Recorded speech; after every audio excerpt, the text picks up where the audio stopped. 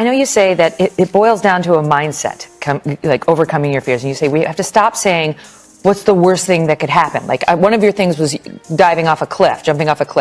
And of course, we're all standing at the top of the cliff saying, I know exactly what the worst thing is. Yeah. And I'm not going to do this. Yeah. Oh, yeah. So what should the mindset be? Well, it actually happened. Like that shift of mindset was before giving my TEDx talk, before doing the public speaking, right? The person that was with me, she asked me, Michelle, don't worry, what's the worst that could happen? And I started to think all the worst possible case scenarios. And that's when I realized that how are we supposed to gather the courage that we need if we're only considering the worst case scenarios? And I decided to flip the question around in that moment. And I asked myself, Michelle, what's the best that can happen?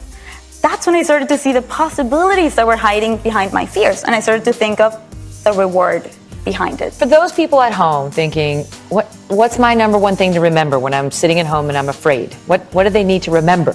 When they're afraid, I think that you always have two choices. You can choose growth or you can choose comfort. And growth, is always the scariest choice to make. Mm-hmm. Comfort is the easy one. So that's the way that I make decisions nowadays. I love that.